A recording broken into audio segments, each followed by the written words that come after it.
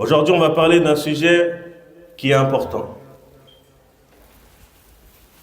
Et ce sujet n'est autre que la responsabilité du dépôt, al-amana. Al-amana s'agit d'une obligation que l'homme porte, alors que les cieux, la terre et les montagnes l'avaient refusé, de par sa gravité et sa teneur. Allah Azza wa Jalla nous dit: Inna aradna al-amanata ala as-samawati wal-ardi wal-jibali fa-abayna an yahmilnaha wa ashfaqna minha wa hamalaha al-insanu innahu kana zaluman jahula. Nous avions proposé aux cieux, à la terre et aux montagnes la responsabilité. C'est quelle responsabilité? La responsabilité de porter les charges, de faire le bien et d'éviter le mal. Ils ont refusé de la porter et en ont eu peur. Alors que l'homme s'en est chargé, car il est très injuste envers lui-même et très ignorant.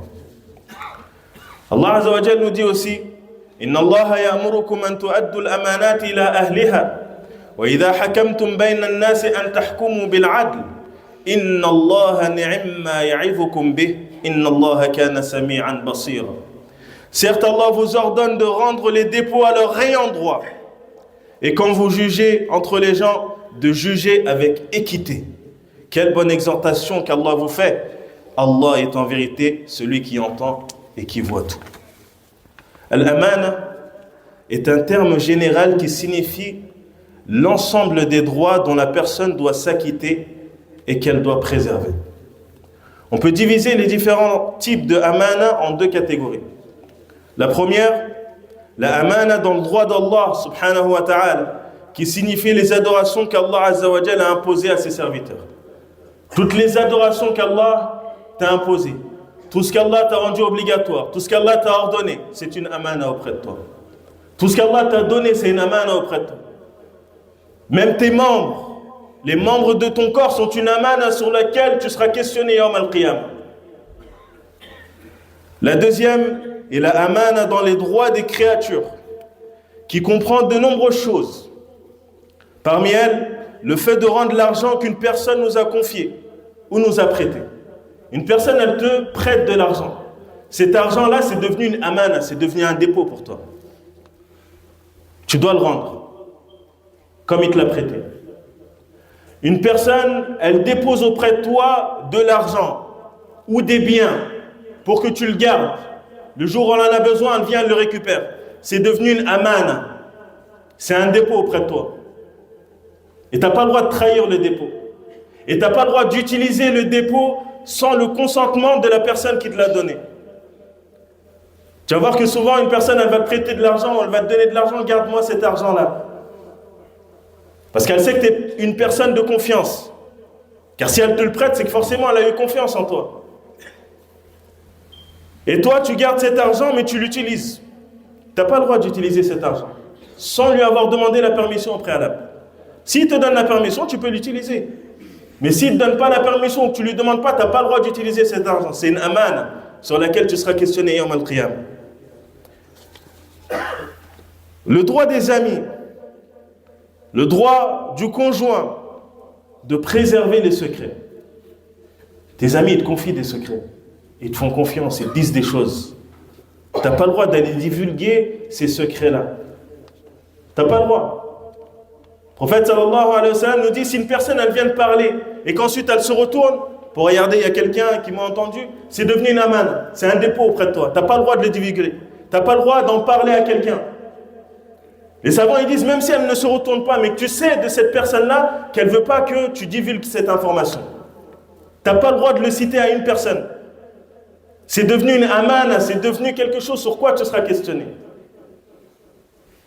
Pareil, dans ce qui se passe dans le couple, à la maison, entre la femme et son épouse, entre l'épouse et son mari.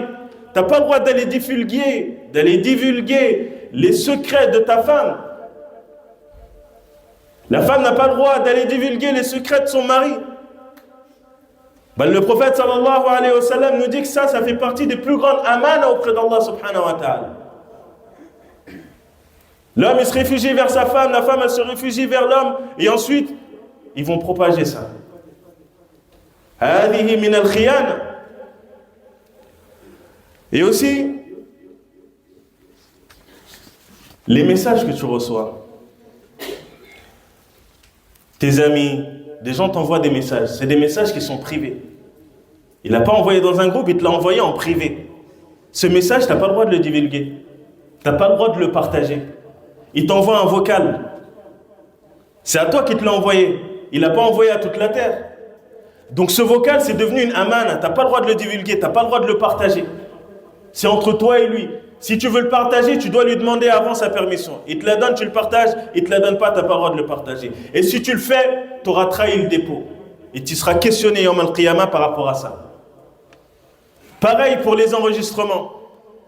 Tu enregistres une personne à son insu. Elle ne sait pas que tu l'enregistres. Tu n'as pas le droit. Hazi min al-khiyana. Tu lui demandes la permission, tu enregistres. Tu lui demandes pas la permission, tu n'as pas le droit d'enregistrer. Même si c'est un dars. Tu es allé voir un cheikh, tu lui demandes une nasiha, un conseil. Il te donne un conseil en privé et tu enregistres. Et ensuite, tu l'envoies. Tu n'as pas le droit de faire ça sans sa permission. Wa illa kana min al-khiyana. Donc c'est des choses qu'on fait souvent avec ignorance, mais auprès d'Allah c'est quelque chose de grave, car c'est une amana, c'est un dépôt sur quoi tu seras questionné Yawm al-Qiyam. Tu dis à une personne, tu lui dis ton secret, dis-lui à personne.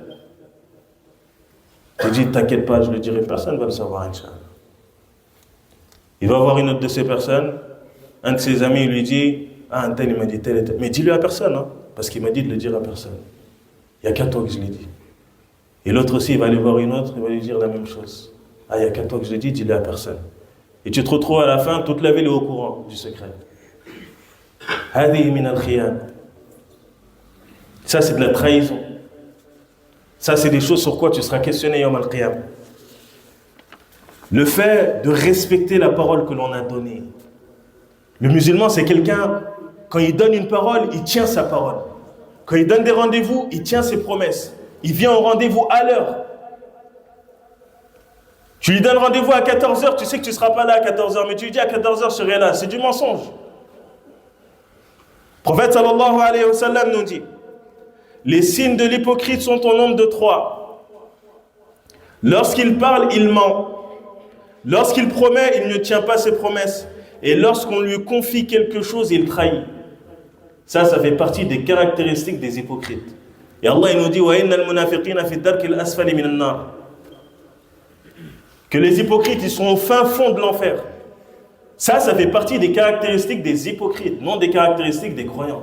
Le croyant, quand il donne une parole, il tient sa parole. Quand il te promet quelque chose, il tient sa promesse. Selon son possible. Quand tu lui donnes un dépôt, il ne trahit pas le dépôt. Le croyant, c'est quelqu'un de confiance. La bonne éducation aussi que tu te dois donner à tes enfants, c'est une amana, c'est un dépôt sur quoi tu seras questionné Yawm al-Qiyam.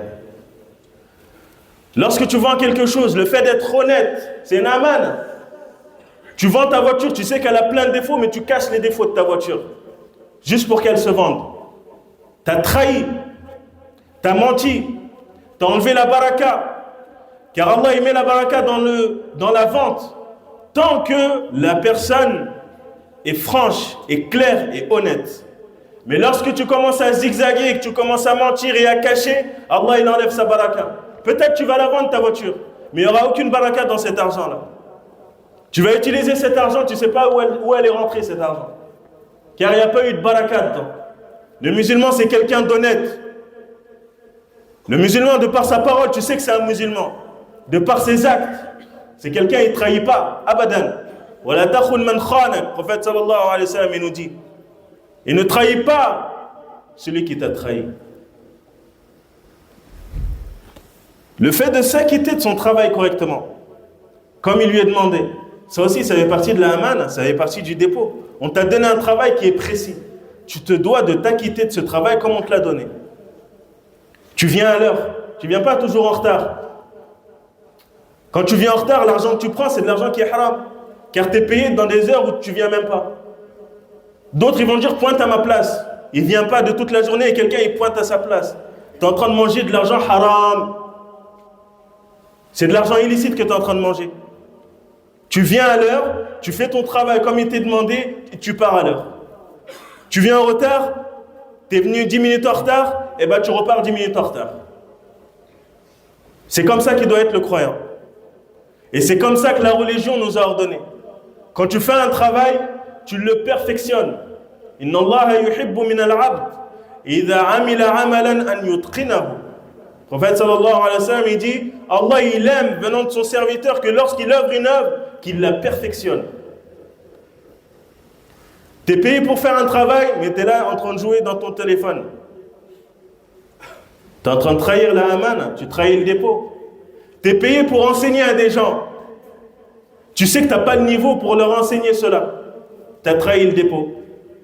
Ou on te demande d'enseigner des choses précises, tu n'enseignes pas ces choses-là et tu vas enseigner d'autres choses. Tu as trahi le dépôt.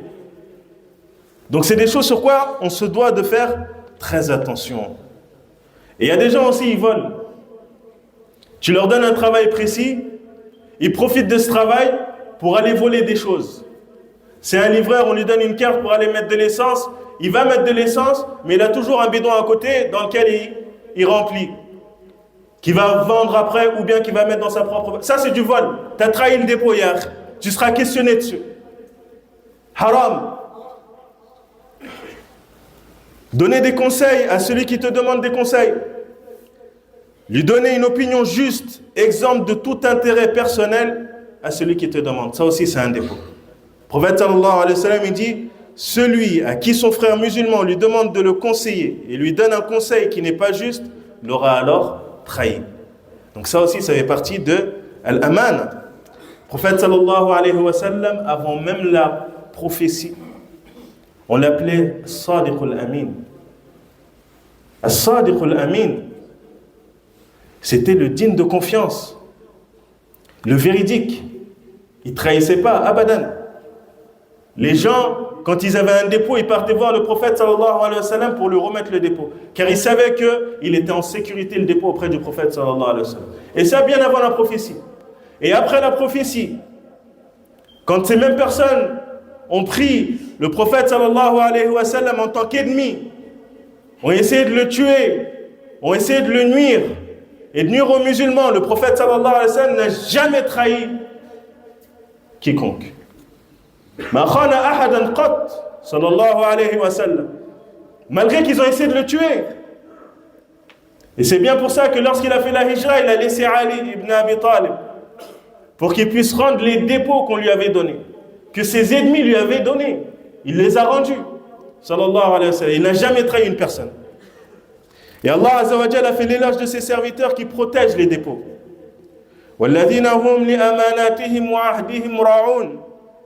Et qui veillent à la sauvegarde des dépôts confiés à eux et honorent leurs engagements. Donc ça aussi, ça fait partie des caractéristiques des croyants.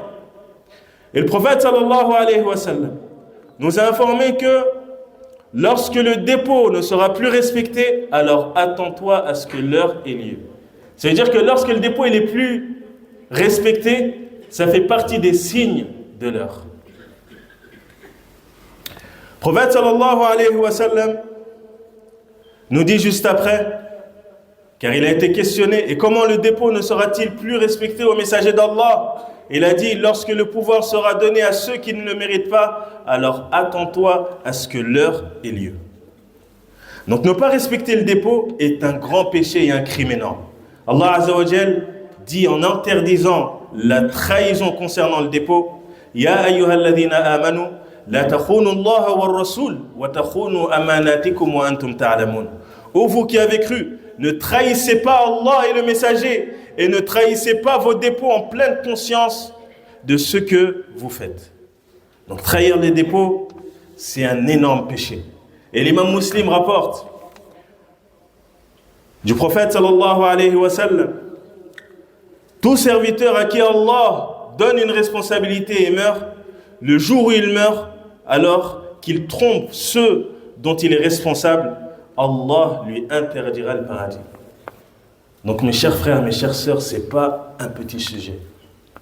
Al-amana, elle est grande.